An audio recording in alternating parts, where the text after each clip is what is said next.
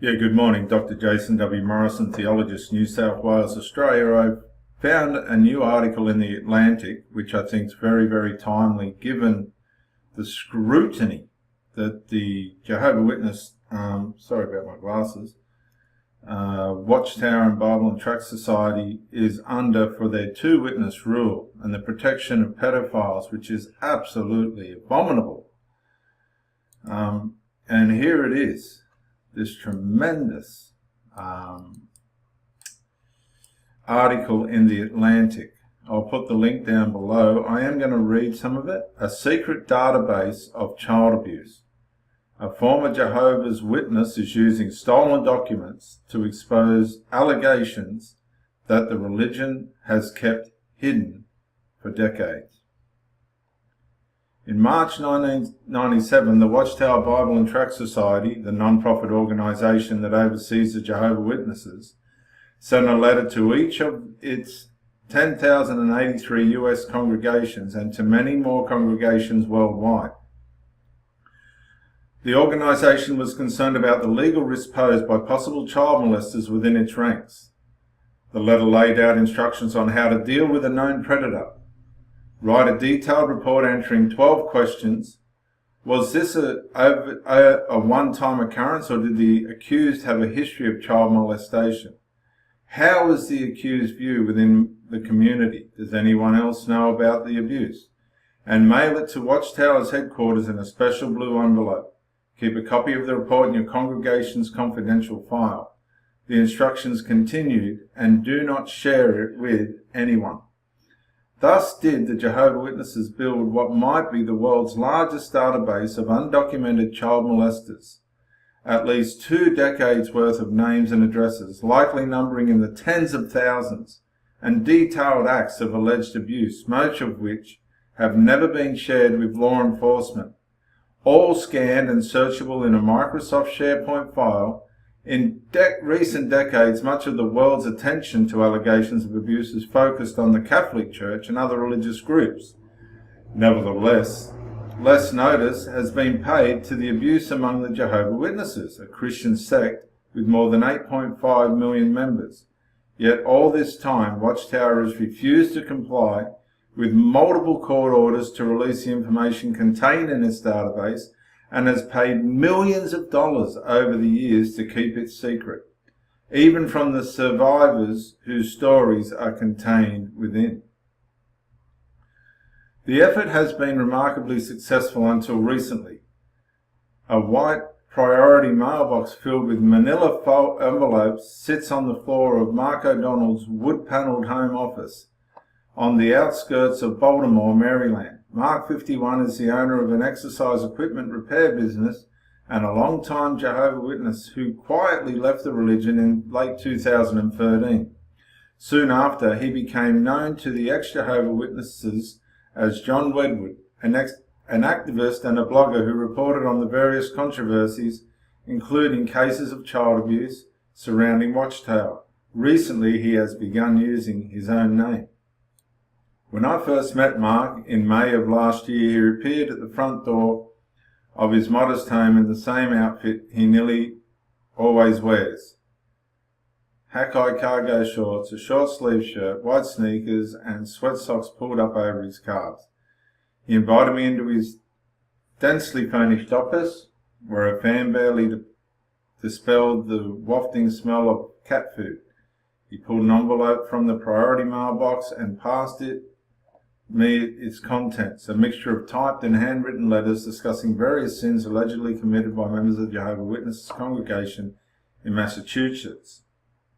All the letters in the mailbox had been stolen by an anonymous source inside the religion and shared with Mark. The sins described the letters range from the mundane, smoking pot, marital infidelity, drunkenness, to the horrifying.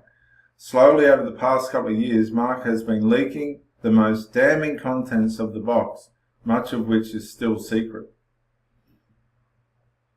Mark's eyebrows are permanently arched, and when he makes an important point, he peers out above his rimless glasses, eyes widened, which lends him a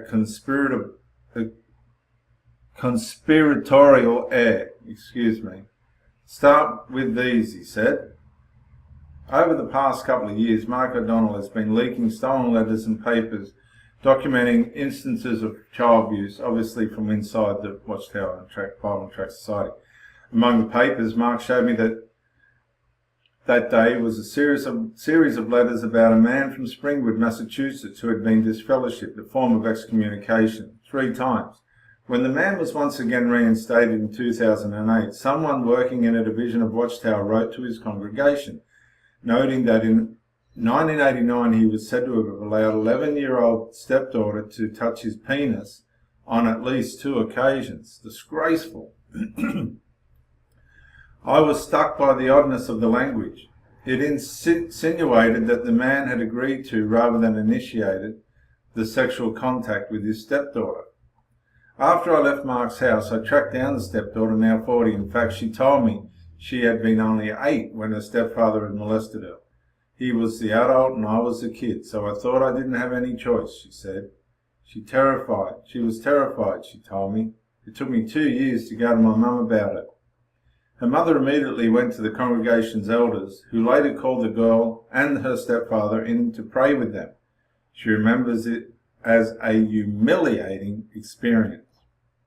The stepfather was eventually disfellowshipped for instances that involve fornication, drunkenness and lying, which all go in hand with dysfunctional sexual disorder, according to the letters, or dysfunctional sexual manifestations. But according to the stepdaughter, his alleged molestation of her resulted only in his being privately reproved, a closed-door reprimand that is usually accompanied by a temporary loss of privileges, such as not being allowed to offer comments during Bible study or lead a prayer. How pitiful. The letters make no reference to police being notified. The stepdaughter said her mother was encouraged to keep the matter private, and no attempt was made to keep the stepfather away from the children. Calls to the congregation Kingdom Hall, the witness version of a church, for comment went unanswered. I rang 7 Kingdom Halls here in Australia after the Tony Morris event, and every single Kingdom Hall had an answering machine. Disgraceful. By the time the letters were written, the man was attending a different congregation and had married another woman with children. He is still part of that family today. Near the end of the final letter in Mark's possession is a question. Is there any responsibility on the part of either body of elders to inform his current wife of his past history of child molestation?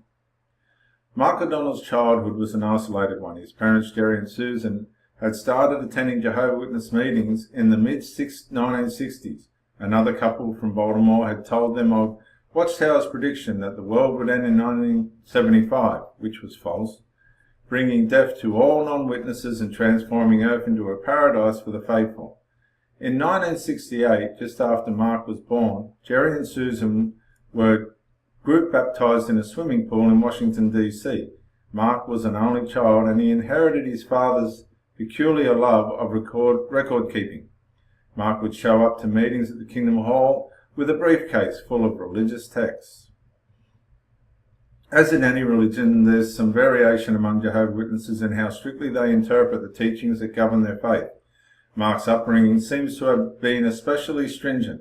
As a child, he attended at least 5 meetings a week, my gosh, plus several hours of private Bible study. On Saturday mornings, he joined his parents in field service, knocking on doors in search of converts. He was taught that most people outside the organization were corrupted by Satan and, given the chance, would try to steal from him, drug him, or rape him. Isn't that incredibly unrealistic? Mainstream books and magazines was considered the work of Satan. If he broke any of the religious main rules, he could be disfellowshipped, meaning even his own family would have him shun him, have him shunned. Throughout Mark's childhood, he heard elders cite Proverbs 13:24, which says, "Whoever holds back his rod hates his son." Mark's parents took the lesson to heart and beat him frequently. The religion forbids celebrating birthdays, voting, serving in military, and accepting blood transfusions, even in life and death situations. Witnesses were encouraged to devote themselves to bringing more converts into the religion before the end of the world arrived. Reports are heard of brothers selling their homes and property. to spend their last days proselytizing, said a Watchtower publication in 1974, which is very, very deceptive and very, very destructive. Certainly this is a fine way to spend the short term remaining before the wicked world's end. Some witnesses stopped going to the doctor, quit their jobs, or ran up debt, only to find them probably that they had to pay it all back or that their illness killed them, and many of them would have had nowhere to live. But piety, Mark noticed, did not always translate to morality. When he was 12, Mark became suspicious of a local witness named Louis Onslico, a flight attendant who would bring home Toblerone bars for the local witness kids and invite them to his apartment to act out religious plays. Mark noticed that Onslico, he was touching young girls in a way that made him feel uncomfortable. He told an elder about his concerns, but rather than take action against this man, the elder told him what Mark had said. So days later, Onslico pulled Mark aside and scolded him. Mark's instincts seemed to have been right. In 2001, one of Mark's childhood friends, Erin Michelle Shiflett, along with 4 other women, sued Onslico for sexual assault. The cases were settled out of court for an undisclosed sum. Onslico died in 2016, and he died a pedophile. To Mark, the lesson was that for all the emphasis the elders placed on moral purity, there was no greater sin than speaking out against the witnesses. By the time Mark was in high school in the early 1980s, 1975 had come and gone. The Watchtower had a new prediction for the apocalypse. It said the world would end before the passing of the generation that was alive in 1914. At that time, the youngest members of that generation were 70, so the prediction created a sense of urgency. My parents basically told me, "You're not even going to live to graduate from college." Oh my gosh, Mark said at 17, despite having a year of college credit, and a guidance counsellor was imploring him to apply, he decided to settle for a high school diploma. He was baptised and later started his exercise equipment repair company. The business provided enough flexibility for him to perform 50 hours of field service for the witnesses a month, which qualified him for the rank of auxiliary pioneer. Though many witnesses left the religion in 1975, membership was on the upswing by the 90s, and the organisation was building new Kingdom halls. Mark was installing a sound system in a new hall in Baltimore in the fall of 1997 when a young woman named Kimmy Weber asked to borrow his ladder. At 20, Kimmy was putting in more than 90 hours of field service a month, making her a full-fledged pioneer. She had completed a two-year program at community college on a scholarship and would later get permission from the local elders to get her bachelor's degree. Mark was drawn to her drive and intensity. He tracked down her email address. They flirted over AOL Instant Messenger and were married within 8 months. They wanted to start a family but decided to wait until after the arrival of paradise on earth, when they and their children would be perfect. In the meantime, Kimmy began opening their home to abused and abandoned cats. As Mark's business grew, he brought on employees, mostly other witnesses. When he and Kimmy had saved enough money to buy the house across the street as a rental property, they filled its 3 units with other witnesses. There were ski vacations, softball games, dinner parties, and game nights, always with friends who shared their faith. But as much as Mark enjoyed his friends' company, he started to chaffer at the insularity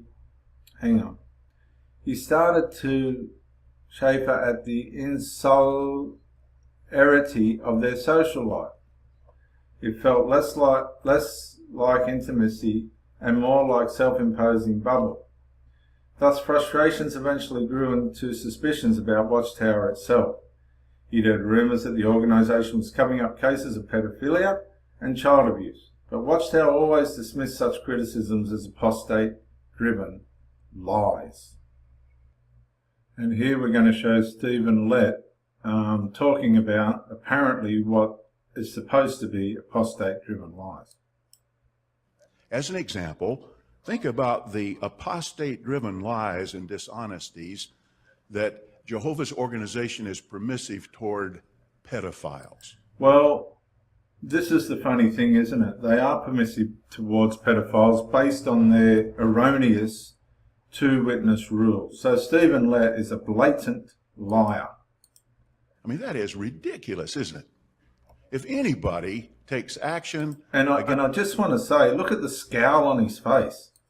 ...against someone who would threaten our young ones and takes action to protect our young ones, it's Jehovah's organization. We reject outright such lies.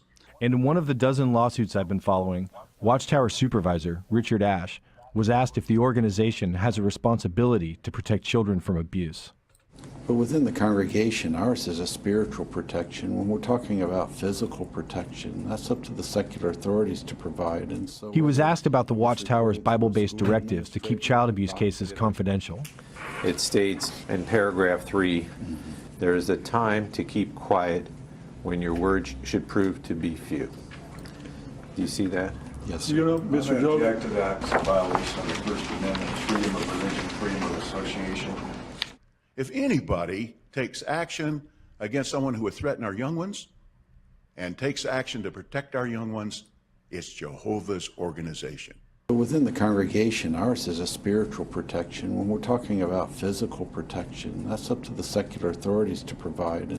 And my question is, how can the secular authorities provide anything if the Watchtower Bible and Tract Society, the JW.org, whoever they are, aren't giving them the information that they need? Now, this guy's tremendous, Mark. Okay, so after a few years, after he and Kimmy married, he saw a protester outside a witness convention holding a sign that read, "A JW elder molested me." He says, "I looked at the sign and I locked it in my brain. I'll never forget it. I said to myself, there's no way he's lying. Nobody would stand out there and hold a sign that says an elder molested me unless it really happened. No way. He's telling the truth." And there's a picture of Mark there. He does a tremendous job. I couldn't tell you how much he really does for the Jehovah Witnesses, but what I can say against the Jehovah Witnesses, or to help Jehovah Witnesses, what I can say is, you see him on the John Cedars channel with Lloyd Evans, and he's a brilliant communicator. Watchtower adjusted its estimates for the apocalypse several more times. In 2010, it introduced the overlapping generations theory, which claims that the end will come before the death of everyone who was alive at the same time as everyone who was alive in 1914. Mark found these revised predictions difficult to accept. In late 2013, Mark had an extreme reaction to an antibiotic and was confined to his couch for several weeks. Away from the meetings and Bible studies, left alone with his thoughts, he began to admit to himself that he no longer believed Armageddon was imminent. The Jehovah Witnesses, he knew, were no more deserving of God's mercy than the non-believers he'd met. And here he was, 45 years old and facing a health crisis. How much more of his life was he willing to waste inside the bubble, the Jehovah Witness bubble? That November, as he and Kimmy were preparing to spend the weekend at a friend's house, Mark suddenly stopped packing and told Kimmy he couldn't maintain the facade anymore. He never attended another meeting. Though Kimmy kept going to meetings, her witness friends pressured her to leave the marriage, and that's exactly what they'll do. This is one of the dangers of trying to get out of a cult. If you've got a loved one that's in it as well, they will target the one that's still in and try and separate them from the one that's gotten out. They would just come out of the blue with unsolicited advice, she told me. Don't forget, Kimmy, Jehovah comes first. When you start to put Jehovah first, which is not what the New Testament teaches. The New Testament teaches to put people first. You begin to use the spiritual, deep core part of you that is meant for people. You begin to use that against yourself.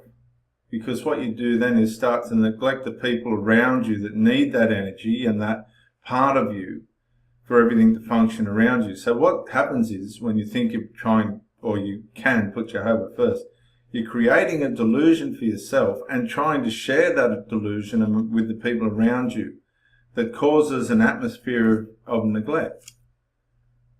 Neglect towards your family, neglect towards yourself.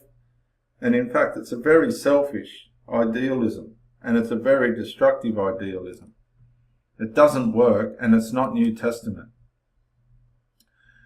Mark's doctor has suggested, at some point you'll have to make your choice. But she did not want to leave Mark. I just tried to figure out how can I stay a witness and him not. Mark's doctor suggested that he take daily walks as part of his recovery. Kimmy already had a routine of evening strolls, and he began to join her. Mark told Kimmy that he'd once planned to be an engineer, and that he felt he'd been forced to choose between God and his ambition. Kimmy said she'd once dreamed of becoming a doctor or a veterinarian. She revealed that she'd always been terrified that having kissed Mark before they were married meant she might die at Armageddon. Oh my gosh. She told Mark she feared that at 36 she'd missed her chance to have children. Oh my God. Their walks got longer, eventually reaching 8 or 10 miles a night. She was trying to get into my head to figure out what was going on. Mark told me by this point he'd given himself permission to delve into so-called apostate material. Books such as Crisis of Conscience, a 1983 expose written by a former member of the Jehovah Witnesses governing body. He also started watching YouTube videos by Lloyd Evans. Lloyd Evans, there he is, a world changer, that bloke. A former British elder who has amassed a dedicated following with his anti-Watchtower arguments. A witness can be disfellowshipped for sharing such material, so Mark didn't tell Kimmy. Instead, he shared small pieces of information to challenge what Kimmy had been taught, such as the truth about 1975 doomsday prediction. Kimmy had grown up believing that overzealous witnesses, not Watchtower, had chosen that date, but Mark, who rarely threw away anything, encouraged her to read the Watchtower articles exhorting members of the faith to sell their homes. Kimmy began to entertain the kind of doubts she'd been trained to ignore. But I think the big trigger for her, Mark said, was when I mentioned Candace Conti. Candace Conti, now 33, was raised a Jehovah's Witness in Fremont, California. When she was 9, the elders of her congregation paired with a man named Jonathan Kendrick for Sunday morning field service. Instead of going door to door to preach the word of God, Kendrick would take Conti to his house and molest her, she says. She estimates this went on for about 2 years. Years later, after Conti had left the witnesses, she discovered Kendrick's name on the Federal Sex Offenders Registry. When she went back to the elders in her former congregation to tell them about the abuse, she was rebuffed by something called the two-witness rule. Now, I'm going to pause and we're going to play the Australian Royal Commission challenging the Watchtower about the two-witness rule. Okay, there are a series of videos on this in YouTube. I'll share the links at the end, but let's start with the Jeffrey Jackson governing body on the two-witness rule. Into the scriptural basis for that. So you've referred to Matthew 18, verse 16, and as I understand it, and correct me if I'm wrong, that in turn really is a reference back to Deuteronomy 19, verse 15. In other words, what Jesus Christ was doing is referring back to that aspect of Mosaic law dealing with evidence. He did quote, as he often did, from the Mosaic law, but he gave it Christian application. So, but that is an element to be found in the Mosaic law as set out in Deuteronomy 19:15, is that right? It is an element that is found in both the Old Testament and the New Testament. Now, what I'm interested in is, and perhaps you can help me on this, is that why that applies to a case of sexual assault when clearly what was being addressed in the reference in Matthew that you gave us was not a question of sexual assault. Yes, if I can just clarify that a little further then. There are basic principles that the Bible highlights, and I can give you 2 Corinthians 13, verse 1. Sorry, Mr. Stewart. Yes, carry on. You can hear me okay? Yes. Okay. 1 Timothy chapter 5, verse 19. It's not just a one-off verse, but this is a basic principle for rules of evidence as found in the Bible. But if I could just emphasize again, this is only referring to a church-appointed committee that determines whether a person should remain in the congregation or not. The judicial system, and I'm sure if I can save the court's or the commission's time, I'm sure you're going to want to refer me back to Deuteronomy where it mentions the penalty of stoning. But what we need to remember is the laws that were given back in the nation of Israel. You had the judiciary, you had the punishment system, everything combined together. When the Christian arrangement came about, with our Lord Jesus Christ giving us direction, the Christian church does not have the authority to throw people into prison, to execute, or to do anything to them. So Now, I just want to replay what he just said there. to do anything to them. So the judicial church does not have the authority to throw people into prison, to execute, or to do anything to them. Now, that's an interesting point, because it's the church's responsibility then to hand these people over to the authorities, the judicial system, which can deal with these people. Arrangement involves the spiritual cleanliness of the congregation, and the rules of evidence remain the same.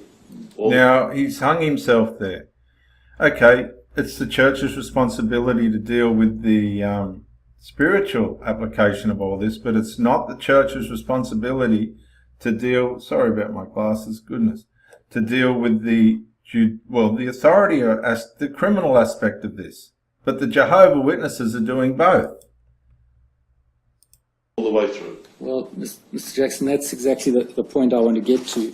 You'll be familiar, and perhaps we can go to Deuteronomy 22, 23 to 27.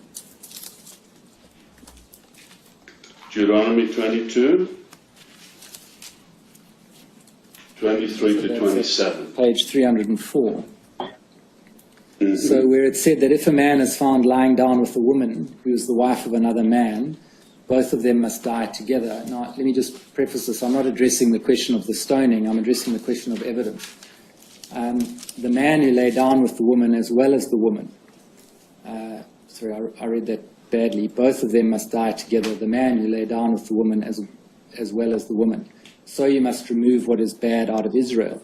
Then it says, if a virgin is engaged to a man and another man happens to meet her in the city and lies down with her, you should bring them both out to the gate of that city and stone them to death. The girl, because she did not scream in the city, and the man, because he humiliated the wife of his fellow man. So you must remove what is evil from your midst. And then the next example is the one I'm particularly interested in. If, however, the man happened to meet the engaged girl in the field, and the man overpowered her and lay down with her, and the man who lay down with her is to die by himself, and you must do nothing to the girl. The girl has not committed a sin deserving of death. This case is the same as when a man attacks his fellow man and murders him, for he happened to meet her in the field, and the engaged girl screamed, but there was no one to rescue her. So the point of this last example is that there's no second witness, is there? Because the woman's in the field, she screamed, but there was no one to rescue her. Do you accept that? Could I explain, Mr. Stewart, that, you see, I think already under testimony, some of Jehovah's Witnesses have explained that the two witnesses needed can be, in some cases, the circumstances. I think, was it an example given? I'll come to that, Mr. Jackson. Okay, so we'll get through this a lot quicker and easier if we just address it one step at a time. So okay. the present step... Mr. Jeffries Jackson is not going to have this. Answer to your question. The present step is this, is that in that example you accept it's a case where the there was no other witness beyond the woman herself. There was no other witness except the woman herself, but added to that were the circumstances. Yes, well, the circumstances were that she was raped in the field. Mm-hmm. And, yes, but they were circumstances. and it was sufficient. Now, Mr. Jeffrey Jackson is trying to use circumstances as an excuse to justify the Jehovah Witness Watchtower Bible and Tract Society two-witness rule, but circumstances, and actually it's circumstance which negates the two-witness rule. And here the Bible's showing that. The woman did not have two witnesses, yet her testimony was still authoritative. Mr. Jackson's not going to have that.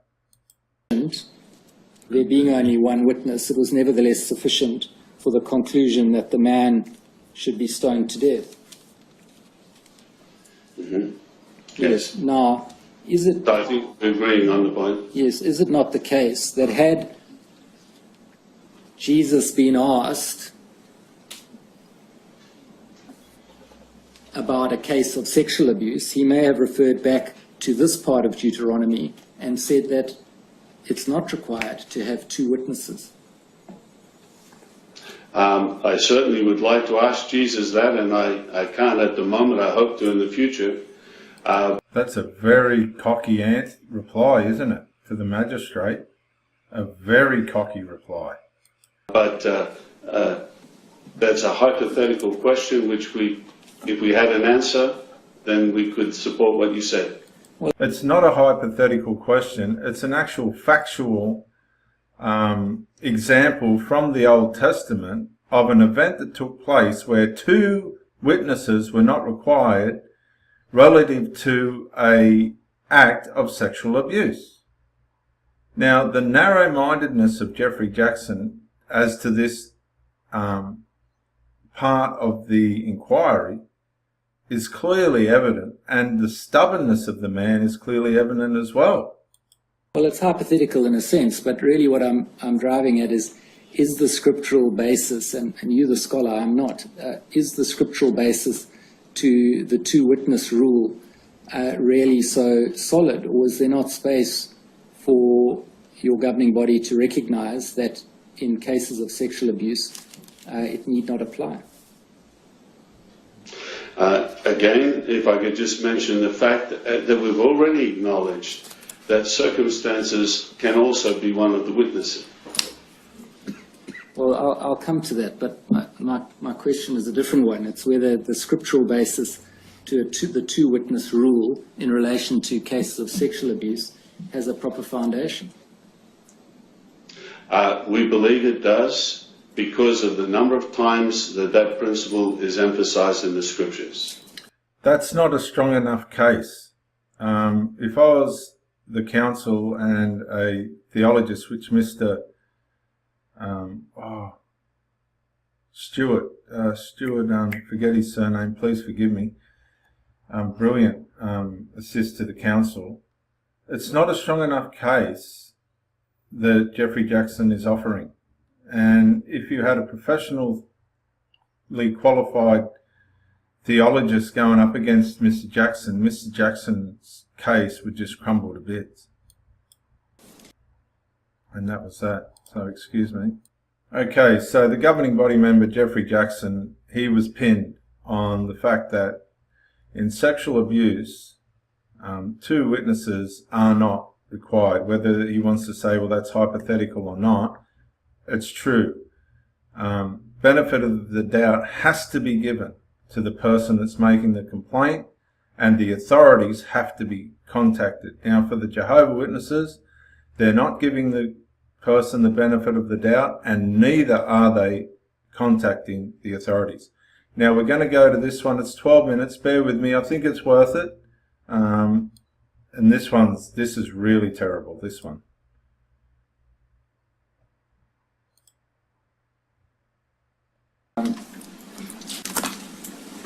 Right, going on now to address the two-witness rule. Mr. O'Brien, you're aware, of course, that the Royal Commission found that the application of the two-witness rule in cases involving child sexual abuse is wrong. You're aware of that finding? Yes, I'm aware of the finding. And the recommendation that the Jehovah's Witness organisation should revise and modify its application of the two-witness rule, at least in cases involving complaints of child sexual abuse. You're aware of that recommendation? Yes, I'm aware. And I take it that that finding and that recommendation were the subject of the discussions you referred to earlier in the organisation with regard to its response to the Royal Commission. Yes, so we considered the implications of that finding. And your response is to say that the two-witness rule is required by the scriptures and can't be changed or avoided. Is that correct? That's correct. That's our stand. Well, that's a very stubborn stand to take, isn't it? Given that there's an opportunity here for this organisation to change its policy to help its young people and to put away the pedophiles. The stubbornness. Now, if you look at the complexion of Rodney Spinks, correct me if I'm wrong, and I will stand corrected, but this man likes his alcohol. You can tell by the colour of his skin. And, Your Honour, I'm not sure what Your Honour's intention was. How much longer would you need? Well, I'll take us till 1 o'clock, Your Honour. Well, we better take the morning adjournment then. We'll take that adjournment now.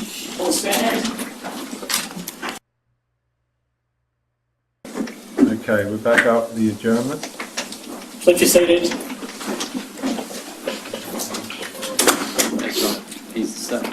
Mr. O'Brien, or indeed Mr. Spinks, if you wish to answer. I'm just dealing with the two-witness rule, you'll recall, and I'd like to take you to your response document, Mr. O'Brien, at tab 1, page 14, paragraph 7.4.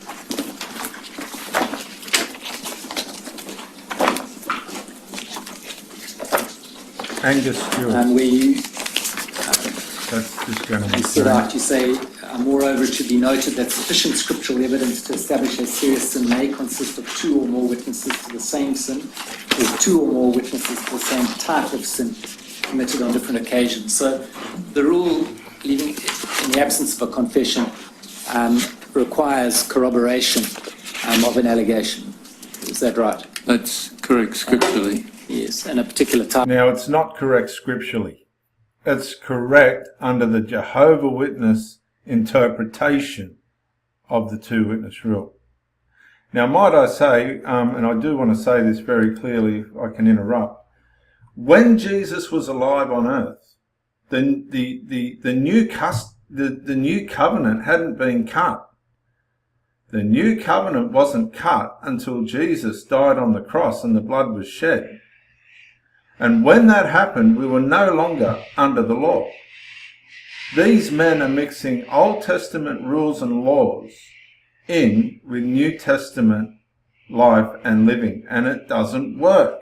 It just does not work. Type of corroboration, being another witness, or as it's put here, another witness to a different occasion of a similar type of sin. Is that right? That's how I understand it, yes. And then you go on and you say, on this basis, the scriptural rule of evidence as applied by Jehovah's Witnesses is already in harmony with the model bill, evidence, tendency, and coincidence model provisions by admitting tendency or coincidence evidence when establishing sin in their ecclesiastical proceedings. Now, leaving aside the admission of evidence, let's just deal with this question of corroboration. You're aware, I take it, that the criminal courts do not require corroboration of child sexual abuse, or indeed the most heinous of sins.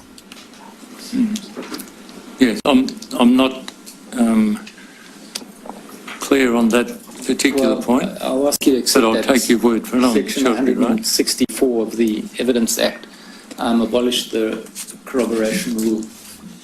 So it's just misleading to say that this scriptural rule of two-witness rule is in harmony with the law of evidence. It's not in any way, is it? So Mr. Angus Stewart, a wonderful South African, has just said that the way you've structured your policy in dealing with child sexual abuse is not in harmony with the governments or the authorities or particularly in Australia, of the way that we would deal with it. What he's saying is we don't need two witnesses to have a case against a pedophile in the legal system. So what do you people, basically what he's saying is, what do you people think you are trying to do? I would defer to your knowledge of the law on that. Mr. Jeffrey Jackson of the governing body gave evidence in case study 29, suggesting that there may be a role for circumstantial or corroborating evidence, such as the evident trauma suffered by a victim, in determining the truth of an allegation. For those who are following, that's at transcript 15973, starting at line 37. Now, subsequent to case study 29, the rule has not been modified so as to allow circumstantial or corroborating evidence such as evident trauma suffered by a victim. Was that nevertheless considered?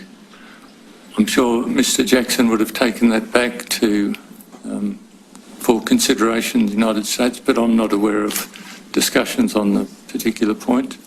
Now, this is where the Jehovah Witness people are experts. They're constantly falling on ignorance as a way out of accountability and responsibility. They plead ignorant.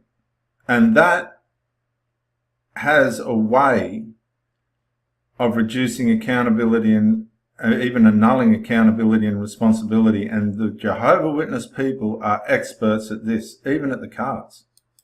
So we too deduce, I take it, that he was wrong in saying that there may be a role for such evidence, that it turned out there isn't a role for such evidence. Was that right? I couldn't answer that on behalf of Mr. Jackson, sorry. Ignorance again. Now, if you go to the service desk guidelines at tab 6, paragraph 8,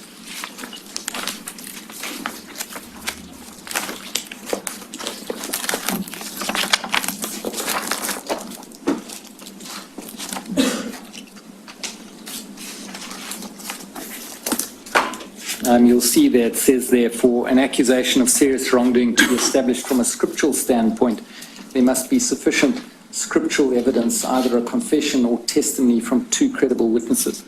Now, you'll accept, of course, that what's not included in the statement of the rule there is the additional component to it, which you speak to, which is admissibility of another witness to a separate incident of the same type of wrongdoing. So that would be understood, that our policy on two witnesses. So one has a statement here to guide the service desk, but it doesn't state the second component to the rule. If I could, Mr. Yes, Stewart? Mr. Spinks. Without looking it up there, but paragraph 8 references KS10, which is the Elder Shepherding Manual, and those paragraphs referred to there specifically state those points, so confession. Well, yes, I'm aware of that, but so it's there, but one has to go to another document to find it. Is that your point?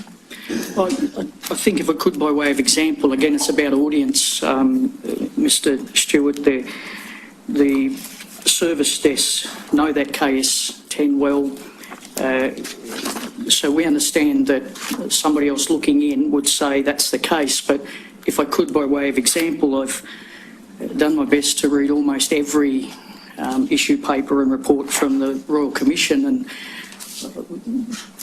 hundreds of hours of wading through, and there's invariably a executive summary. Now, I'm not using this as a direct parallel, but this is simply an outline, an overview. The extracts of all those publications are not put in there, but that reference, could I refer to it in the KS10? Yes, well, I've got it here. It's at tab 9, Ringtail 75 at the foot of the page. It states what we've just spoken about. If there are 2 or 3 witnesses to the same kind of wrongdoing, but each one is witness to a separate incident, the elders can consider their testimony. That's what you're referring to? Correct. Yes. Well, where you refer to this in your joint statement, let me take you to that, tab 2, paragraph 26.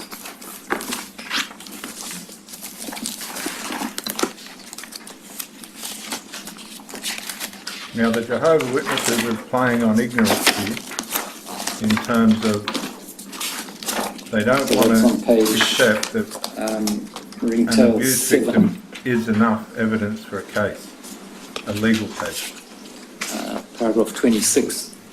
The second sentence, however, in the absence of a confession of more than one witness, a single incident, the scriptural rule of evidence establishes and allows the admissibility of another witness to a separate instance of the same wrongdoing. And you see you have footnote 15 there, and it references 3 different documents. Do you see that? Yes. And the third of those documents, which is the one which has ringtail WAT 00010040040068 at paragraph 11. I beg your pardon. The middle of those documents is the KS10, the Shepherd book. Correct. Correct. At the paragraph we were looking at a minute ago, paragraph Correct. 37. Yes. But the first of those documents is a 1991 document. Pay attention to yourselves and all the flock. Is that right? But I have no reason to doubt that. I haven't got that. And the 1991 document is of the nature of a document that goes to all the congregations, all the congregants. Is that right? I'd need to see the document. I have no reason to question what you're saying. You'll be familiar with the document. It's the 1991. Pay attention to yourselves and all the flock. I am familiar with that publication. So is that for elders or for congregants? For elders. For elders, right. And the current elders document is the Shepherd document 2010, not so? Correct. So the 1991 document you reference is an out-of-date document? That was superseded. The Shepherd manual superseded. That was a previous version. Yes. So in February the 24th, when you sign the statement, you give an old superseded reference. Followed by the current reference, and I believe the purpose at the time was to show a consistent process there. I think if you put the two together, you'll find it similar, but I don't have it in front of me. And the third reference you give is the 1 October 2012 letter, which was replaced by the 1 August 2016 letter. Correct. And the August 2016 letter doesn't state this rule in this fashion. You see, Mr. Spinks, we're back to where we were in case study 29, of really struggling with just what the position is, because there's so many different conflicting documents, and we're given documents which have been superseded as authority for what's said to be current policy. Well, Mr. Stewart, that's just incorrect. Well, please let me take you why. back to paragraph 8 again, if I could. Paragraph 8 of what? Of the guidelines for service desks? Yes. That's tab 6.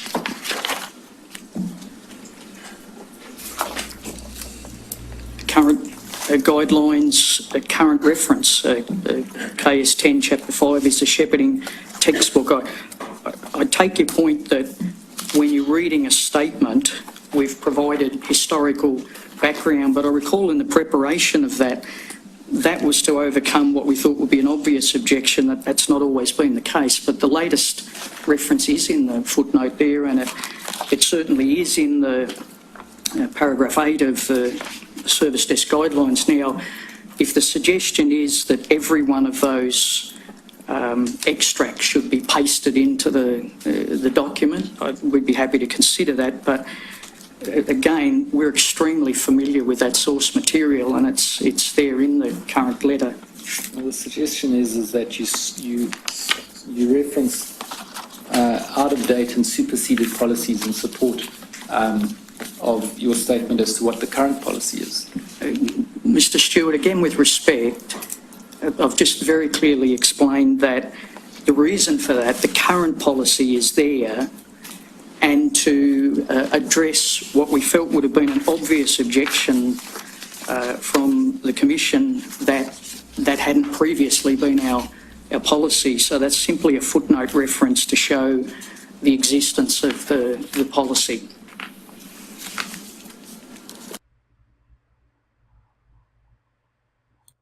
And I think we'll look at this one as well.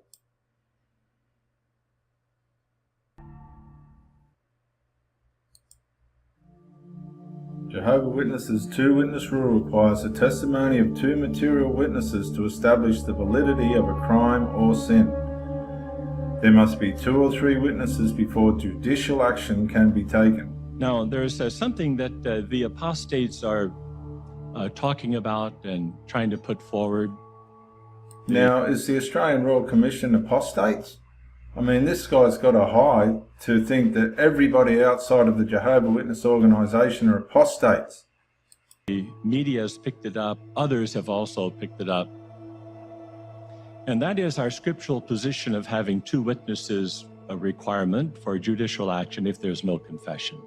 The scriptures are very clear before judicial. Hang on, they are not very clear.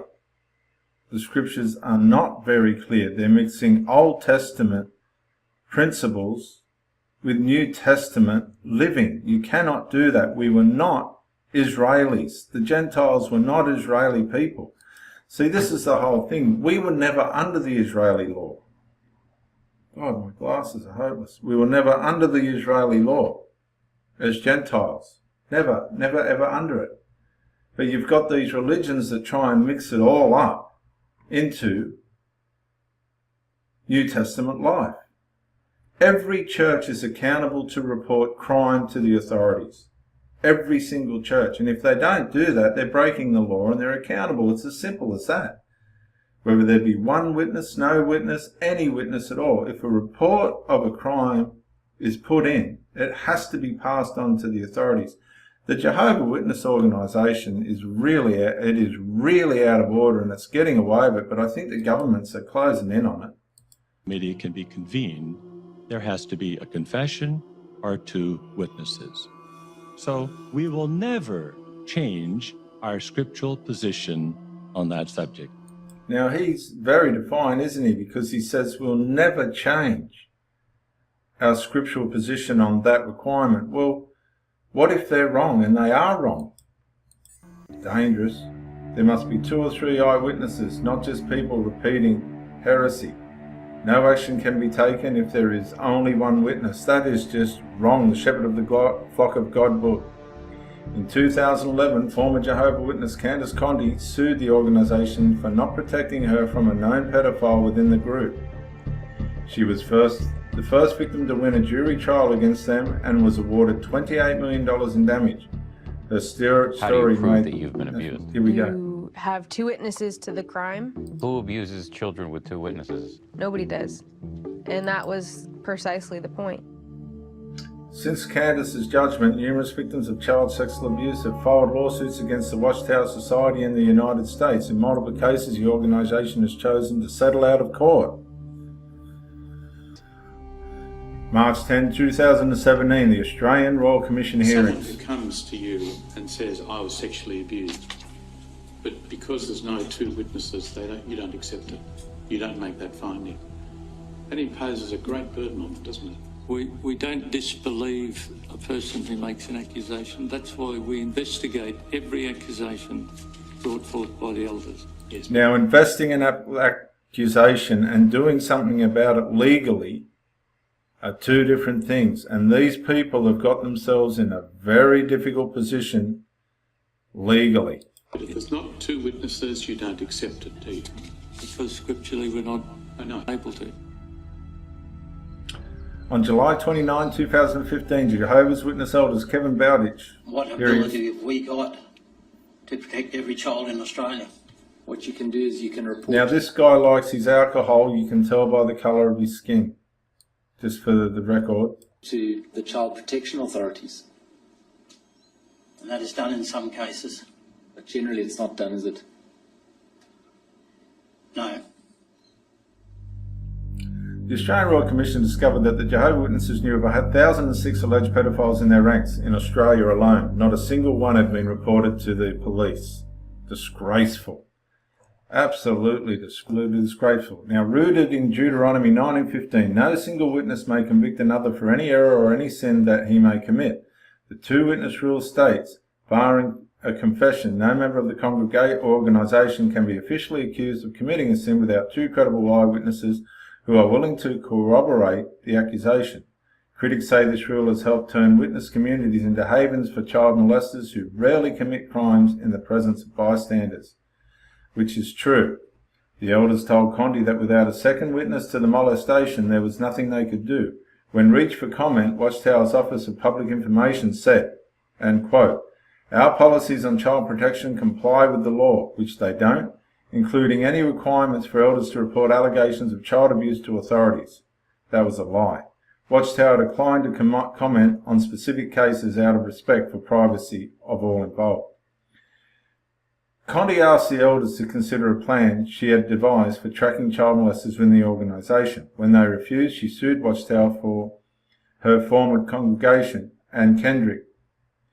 During deep depositions, the elders admitted that they'd long known Kendrick had a history of child molestation. They knew before they paired him with Conti for door-to-door ministry and before they rejected her story about the abuse.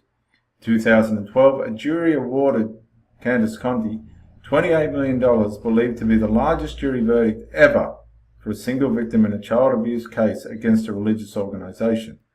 On appeal, judges reduced the damages to less than $3 million. Kendrick has always denied Conti's allegations, which they will. Others had come forward with accusations against Watchtower before, but Conti refused to take a settlement and a trial.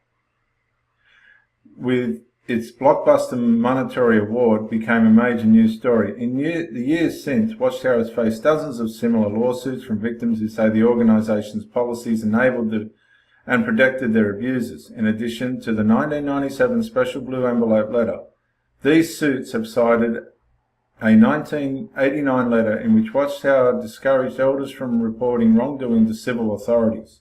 And this is the problem, isn't it? There is a time to keep quiet when your words should prove to be few. It read, improper use of the tongue by an elder can result in serious legal problems for the individual, the congregation, and even the society. And there's some Mark's collection of Watchtower literature has proved useful in his efforts to expose the organisation's abuses.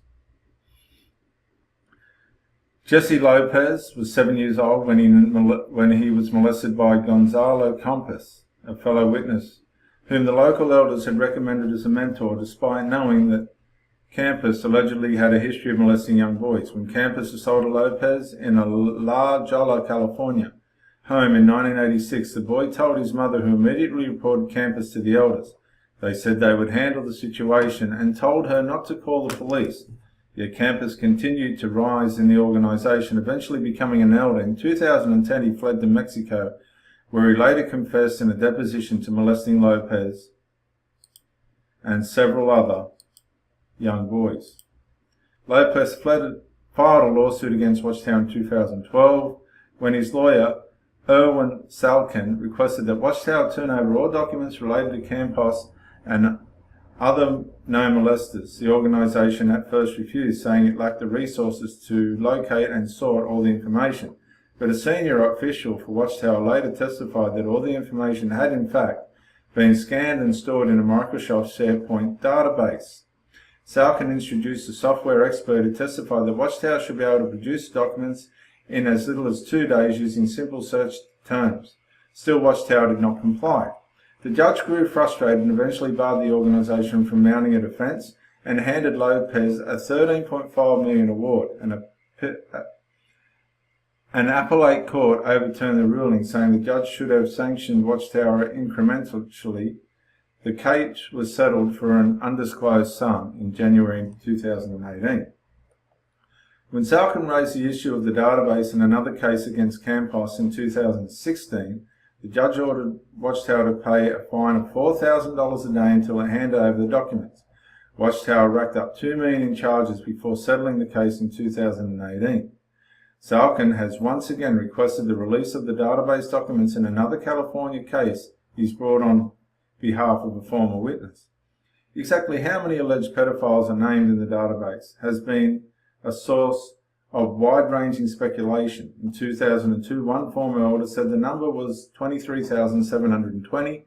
Watchtower would not comment on the number at the time, except to say that it was considerably lower. During the Lopez trial, a Watchtower attorney estimated that the organisation had received 775 blue envelopes from 1997 to 2001, but did not say how many it had received since then. Perhaps most tellingly, in 2015, the Australian investigation found, through the Royal Commission, that perpetrators listed in the database represented 1.5% of that country's witness population of 68,000.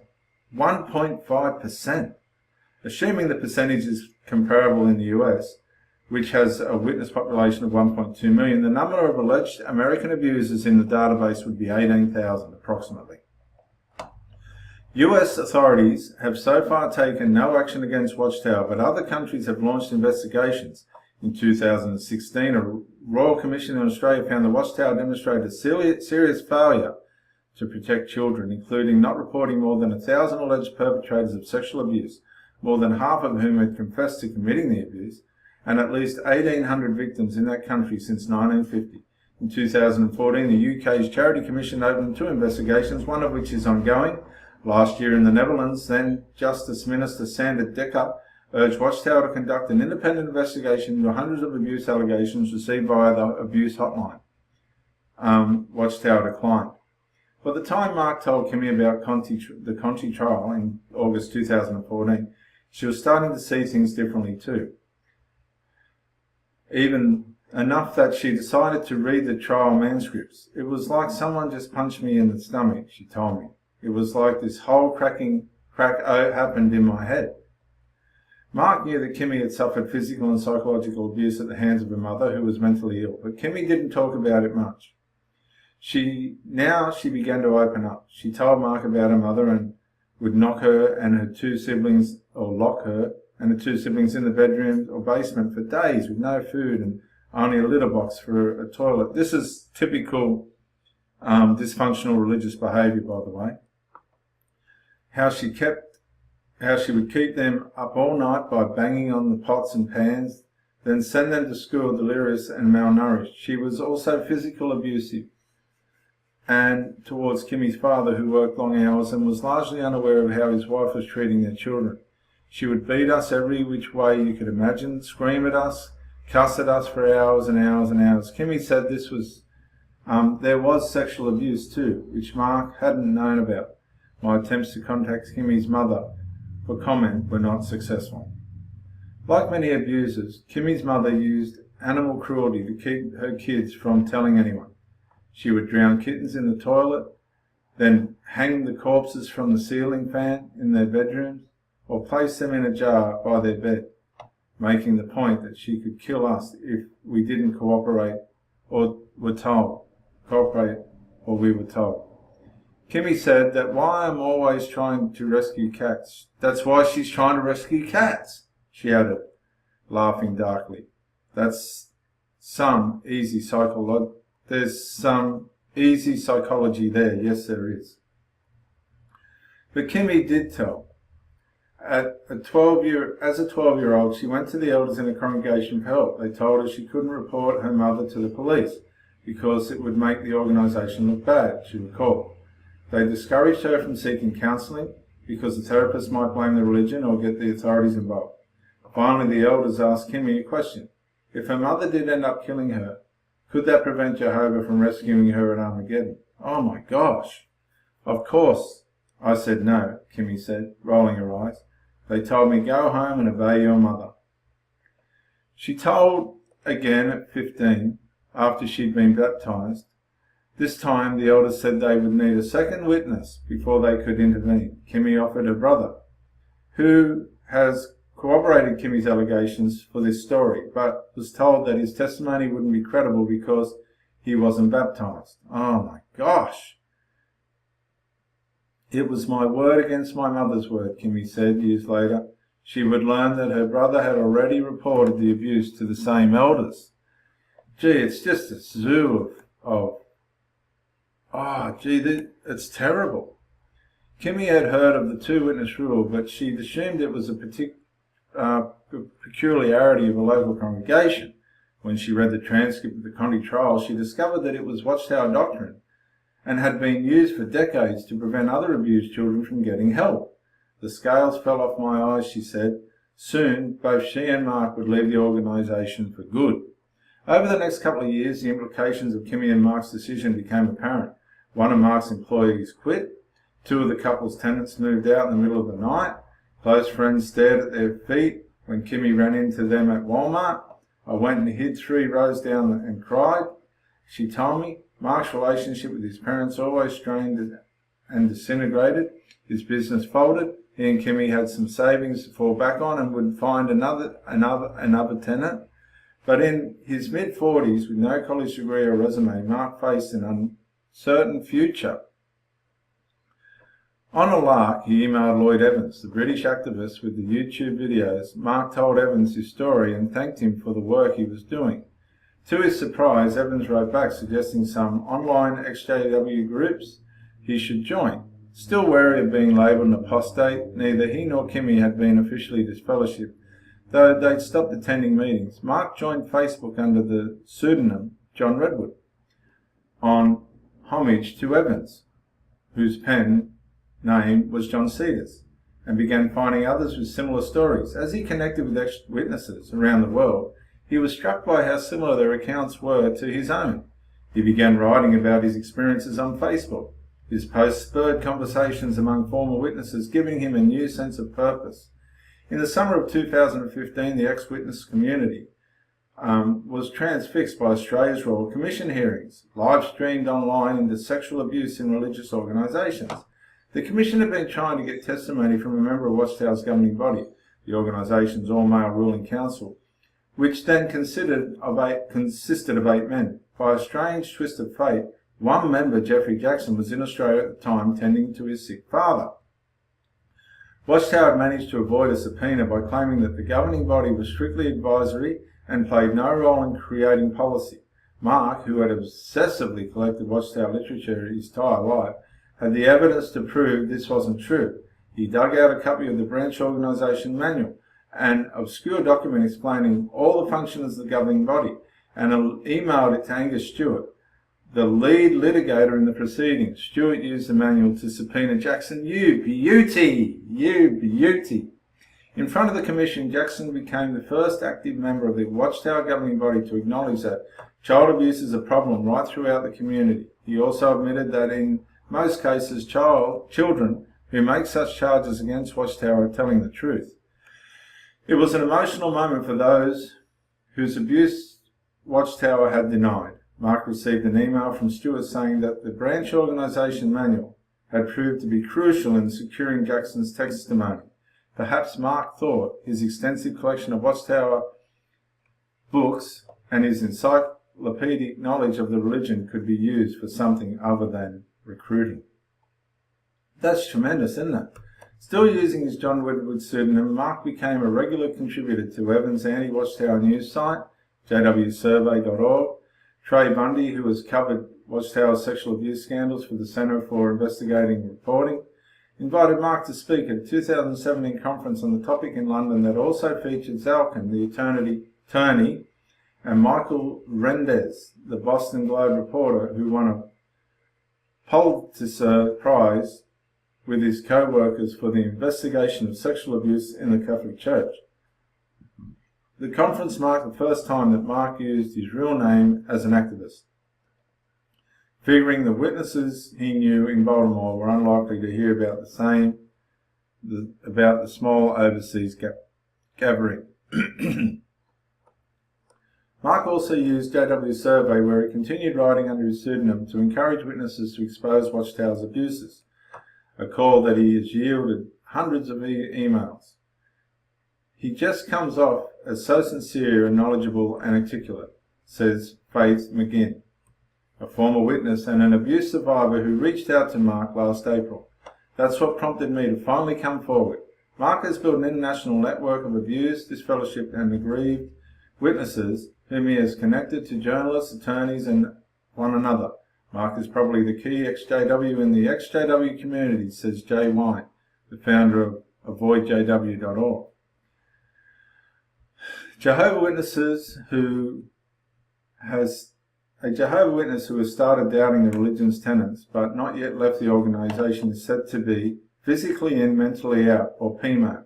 In 2017, a PMO man and his girlfriend began walking into Kingdom Halls in Massachusetts, opening locked file cabinets with a set of stolen keys and removing or making copies of sealed documents. They had heard chatter about Watchtower covering up child abuse and at first simply wanted to see the evidence themselves.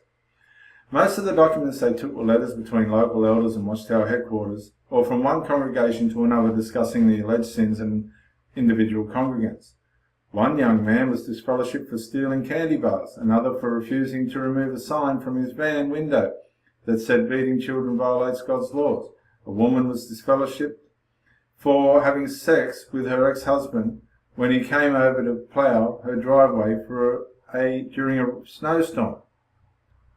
But they also gave a dozen of letters dealing with accusations of rape, domestic violence and molestation, including several questionnaires required by the 1997 Special Blue Envelope letter.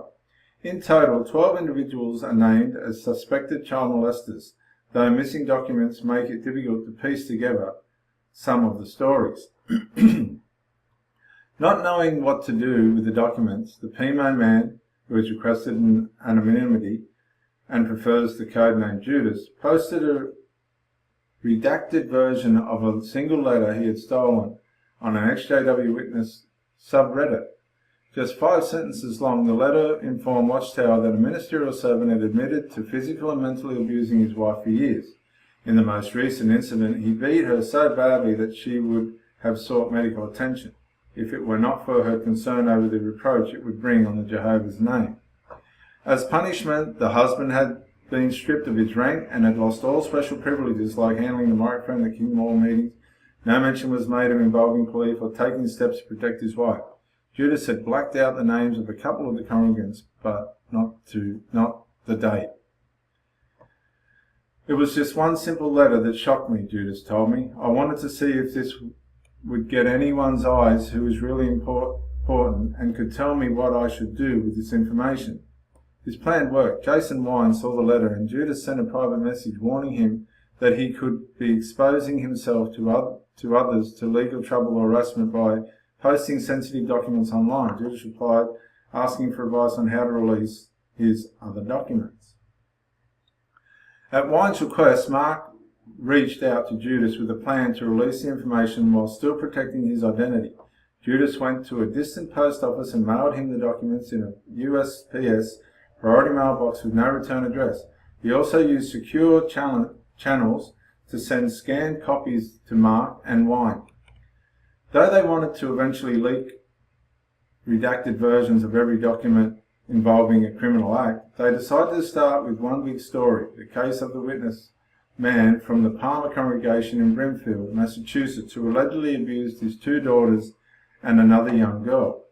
The story plays out across 33 letters, 69 pages in all, between the congregation and Watchtower headquarters.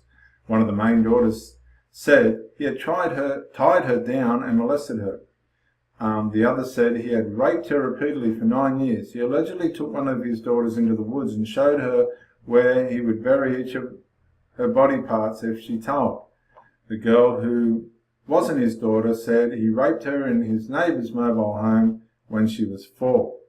At first, the elders took only nominal action because one of the sisters refused to accuse her father in person. In 2003, the elders finally disfellowshipped the man after he confessed to molesting one daughter.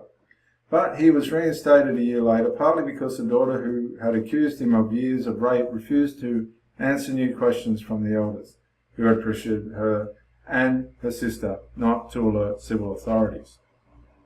Mark and Wine, nervous about trafficking in stolen documents, wanted to create another layer of protection for Judas and themselves. So Wine approached Ryan McKnight, the proprietor of Mormon Leaks, a site dedicated to transparency in the Mormon Church. They shared the Palmer documents with McKnight, who used them as an inaugural post for a new site, faithleaks.org, and worked with a reporter from Gizmodo to independently confirm the story. Mark and Wine never shared any details about Judas's identity and with McKnight, so that he could honestly say he didn't know who had stolen the letters. On January 9, 2018, the documents went live on FaithLeaks and Gizmo published its story. Other American outlets picked it up, as did media in the UK, Finland, Spain, Lebanon, Hungary, Chile and Bolivia. The Palmer congregation has never made any public comment on the abuser or cover-up allegations and didn't return a comment requested for this story. A month after the document appeared online, McKnight received an email from an officer with the Brimfield Police Department. The Palmer congregation reported the theft of its documents and wanted the perpetrator brought to justice. The officer asked McKnight about the source of the letters he had published, but McKnight had no information to give. The officer also asked whether McKnight could connect him with one of the victims, whose case appealed to fall within Massachusetts statute limitations. McKnight reached out to the victim to let her know that the police were interested in talking with her. In August, I spoke with the police officer who had contacted McKnight and a spokesperson for the Hampden County District Attorney whose jurisdiction included Brimfield. Both told me that their officers continue to gather information on the Palmer case, but they could neither confirm nor deny that an investigation into the alleged abuser had been opened. The investigation into the theft of the Watchtower documents is ongoing. 6 months after the leaks went public, Mark received a call from his mother, whom he hadn't spoken with in more than a year. His father had been diagnosed with esophageal, can't pronounce it, esophageal cancer, and his treatment wasn't going well. She needed help, she said, though she didn't expect much from her son. Mark felt hurt not only by his mother's low opinion of him, but also that nobody from his old congregation bothered to tell him about his dad. He and Kimmy immediately became involved in his parents' lives, doing their grocery shopping, driving his father to radiation treatments and managing his care. They mostly avoided talking about the religion with Mark's parents. To lift their spirits, Kimmy even gave them one of her favourite cats. For the first time in his adult life, Mark grew close to his parents and Kimmy became a daughter to them. In January 2009, Mark's father died. 3 weeks later, on a Saturday afternoon, Mark was once again sitting in the Baltimore Kingdom Hall he'd attended as a child, though he and Kimmy had, to their great surprise, still not been disfellowshipped. They did not know what to expect. Both had become vocal Watchtower critics online and no longer bothered to hide their identities. Still, there is an unwritten rule among witnesses that funerals are a non-shun zone. They were mostly greeted warmly, and both were glad to see some old friends. The elder giving the eulogy spoke of Jerry O'Donnell's ever-present smile and his endearing habit of obsessive recording keeping. Late that night, driving back to Mark's house, I asked him about the state of Judith's documents, a subject he had put off discussing with me during his father's illness. He said he planned to send the documents describing serious crimes to the relevant local authorities, and he was excited about more documents he expected to receive soon. I asked him about a picture that he had on display at the funeral, a faded Polaroid showing a large group of people wading into an above-ground pool in a large empty parking lot. He laughed.